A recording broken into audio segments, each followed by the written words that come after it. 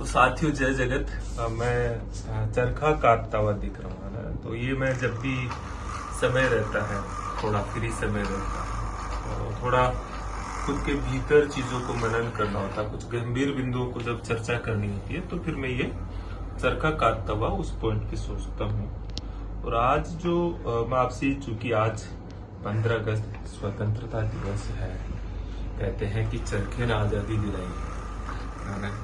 तरह तरह के सवाल भी उठाते हैं, क्या चरखे से आजादी मिलती है, क्या चरखा आज प्रासंगिक है। मैंने बहुत इस पे काम किया, यहाँ काम किया है, सेवाग्राम जहाँ गांधी ने एक लंबा समय व्यतीत किया वहाँ काम किया। लेकिन कुछ बुनियादी चीज जो मेरे दिमाग में चल रही है, मैं वो चीज जरूर आपसे साझा करूंगा। मैं जरूर आपसे कि थोड़ा 2-4 मिनट निकाल के सोचिएगा। 15 अगस्त 1947 को देश आजाद हुआ है ना, आप सबको पता है। मेरा सवाल ये है जो आप सोचना है कि आजादी तो मिल गई थी, फिर 78 साल के गांधी को मारा क्यों? तो आजादी के लिए तो था, फिर ऐसे कौन से दुश्मन पैदा हुए? एक सवाल और देता हूँ, अगर आजादी ही गांधी का लक्ष्य होता तो आजादी के जश्न में गांधी को शामिल होना चाहिए था। लेकिन उस समय आपको पता है गांधी कहाँ थे? उस समय गांधी नवाबपुरी में थे, जो बांग्लादेश में, तो वहाँ हिंदू मुसलमान की लड़ाई चल रही थी। आपको ताज्जुब होगा, वो उस समय हिंदुओं के समर्थन में नंगे पांव चल रहे थे और आजादी के जश्न में शामिल नहीं हुए। आप सोचिए, कोई व्यक्ति जिसने अपना पूरा जीवन दे दिया हो और वो चीज मिले, तो क्या उसके जश्न में शामिल नहीं होगा? निश्चित तौर पे होगा। तो शायद हमारी समझ, जो मैंने समझा, हमारी समझ अधूरी है, या हमें सही चीज समझने का हमने प्रयास नहीं किया, या समझाया भी नहीं होगा। मैंने जितना गांधी को, स्वतंत्रता आंदोलन को, स्वतंत्रता सेनानियों के लक्ष्य को देखा, मैंने ये समझा कि गांधी का लक्ष्य सिर्फ आजादी नहीं था। आजादी नहीं था, ये हिंद स्वराज जो बहुत पहले लिख दी थी, ये बुक आप पढ़ना कभी ना। गांधी का जो लक्ष्य था और स्वतंत्रता आंदोलन के जो सेनानी थे, उनका लक्ष्य स्वराज था। स्वराज स्वतंत्रता से बहुत बड़ा है, बहुत आगे है। उसका मतलब होता है कि लोगों में इतना नैतिक साहस विकसित हो जाए कि उनके हाथ में सत्ता आए, वो गलत का प्रतिरोध कर सके। सिर्फ अधिकार मिल जाना स्वराज नहीं है। इसीलिए स्वराज का आधा काम संविधान सभा ने किया, लेकिन तब भी स्वराज अधूरा था। थोड़ा काम धड़ा नागौर में जब जवाहरलाल नेहरू ने 2 अक्टूबर 1959 को पंचायती राज की स्थापना हुई, लेकिन तब भी पंचायती राज व्यवस्थाएं ये सब एक तरह से मृत प्राय थी। जब चाहे उन्हें खत्म कर देना, जब चाहे उन्हें हटा देना, है ना, ये सब चीजें चलता था।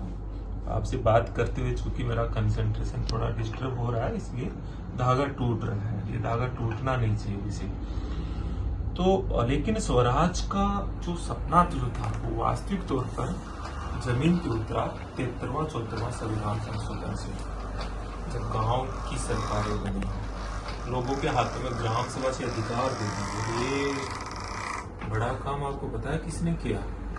ये बड़ा काम राजीव गांधी जी ने किया। इसलिए मैं राजीव गांधी जी के इस काम को आजादी की लड़ाई से छोटा काम नहीं मानता हूँ। देखो, अंग्रेजों से लड़ना तो आसान था, लेकिन अपनों से ही लड़ना, कौन सत्ता को सौंपता है? अगर आप गांधी को थोड़ा सा देखेंगे, मैं जो अगर कह रहा हूँ थोड़ा तथ्यों से भी पुष्टि हुई, ये ग्राम स्वराज गांधी की पुस्तक है। असली आजादी ये थी। तो अपनों से लड़के अपनी सत्ता गवाई राजीव गांधी ने। आसान काम नहीं होता अपनों से लड़ना, ये काम किया। सपना देखा था कि ये ग्राम स्वराज और स्वराज, मतलब इसके माध्यम से 73वां संविधान संशोधन से जो शहरों की सरकार बनेगी, गांवों की सरकार बनेगी, ग्राम सभा को सारे अधिकार होंगे। आज हम कहाँ खड़े हैं? आज आजादी की किस जगह खड़े हैं? पता लगता है कि ये जो आजादी है मित्रों, ये अधूरी है। 78 साल बाद कोई, मुझे उसमें कोई जरा भी ऐसा लगता नहीं है। ये खोखली आजादी है। असली आजादी तब हो जब गांव में हर व्यक्ति के पास सत्ता है। आज तो मतदाता सूचियां, सोचिए इलेक्शन कमीशन जैसी संस्थाएं से हो जाए। मैं आपसे कुछ बुनियादी सवाल कर रहा हूँ, आप बताइए 73वां 74वां संविधान संशोधन में 11वीं और 12वीं अनुसूची में 29 विषय और 18 विषय दिए थे। गांव की सरकार को 29 विषय, शहर की सरकार को 18 विषय। पता करना कितने विषय हैं। शायद ही किसी राज्य में ये विषय इनको सौंपे हैं। तो ऐसी सरकार किस काम की जिसके पास अधिकार नहीं? पूरे देश में 33.5 लाख जनप्रतिनिधियों को सत्ता सौंपी, उसमें भी आधी महिलाएं। SC/ST का जनसंख्या के अनुपात में प्रतिनिधित्व दिया। लेकिन हुआ क्या? जिन जनप्रतिनिधियों की बदौलत राजीव गांधी जी स्वराज का सपना देख रहे थे, वो अपने हक की लड़ाई नहीं लड़ रहे, दूसरों के हक की लड़ाई तो कब लड़ेंगे? और सरकारों ने तरह तरह से इसे चर्चाएं भंग करना। अब आप देखो राजस्थान में संविधान में कोई नियम नहीं है एक दिन भी आगे बढ़ा दे। राजीव जी ने इतना बढ़िया काम करके गए थे इस काम में, लेकिन आज सरकार है कि चुनाव ही नहीं करवा रही। ऐसा परिसीमन कर रही है कि आप मानो नहीं, किसको कहां से टांग पूंछ को कहां जोड़ करके लगा रही है। आपको कानून पता है परिसीमन तब होता है जब नई जनगणना। अभी तो 2011 के बाद में जनगणना ही नहीं हुई, 2019 में फिर परिसीमन हो गया था। अरे इतना नहीं, इससे ज्यादा बड़ी बात देखो, 2 बच्चों का नियम लागू कर दिया। सोचो भाई, आप 2 बच्चे से ज्यादा हो गए, चुनाव नहीं लड़ सकते, ठीक है भाई, बड़ी नौकरी दे रहे। मैं कह रहा हूँ ये नियम बनाने वाले अपने ऊपर क्यों नहीं लागू करते हैं पहले? अरे भाई, जिसको मत देने का अधिकार है उसको चुनाव लड़ने का अधिकार होगा ही होगा, ये आप छीन नहीं सकते। बता दोस्तों, दिक्कत कहाँ है? दिक्कत यहाँ है कि लोगों में लड़ने की ताकत ही नहीं है। अब जैसी जिंदगी चल रही है वैसी ही चलती रहेगी।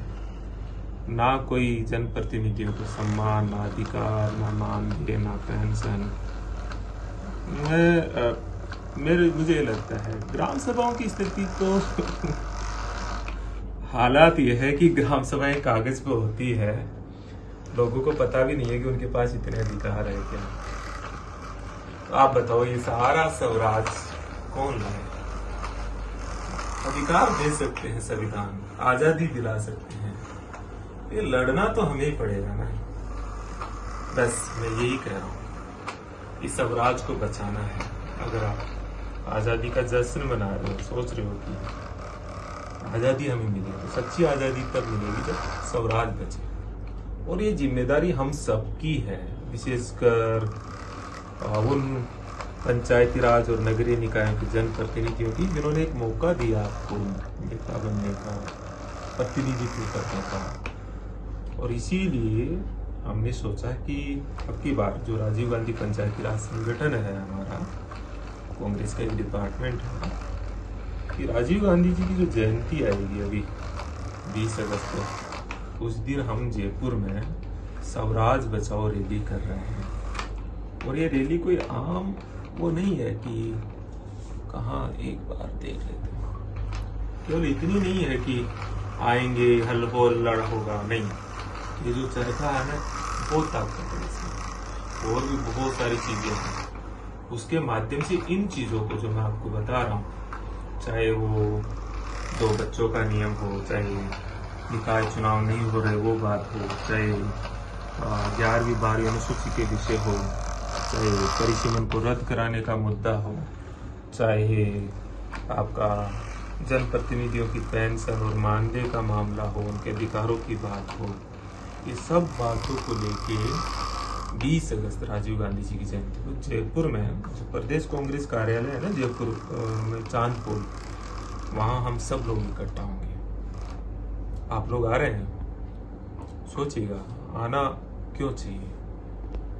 इसलिए नहीं कि किसी के समर्थन में, किस पार्टी की समर्थक हो नहीं हो, इसलिए कि स्वराज को बचाने की जिम्मेदारी हम सबकी है। इसलिए आप आइए 20 अगस्त को सुबह 10 बजे आ जाइए। ये चरखा चलेगा बहुत।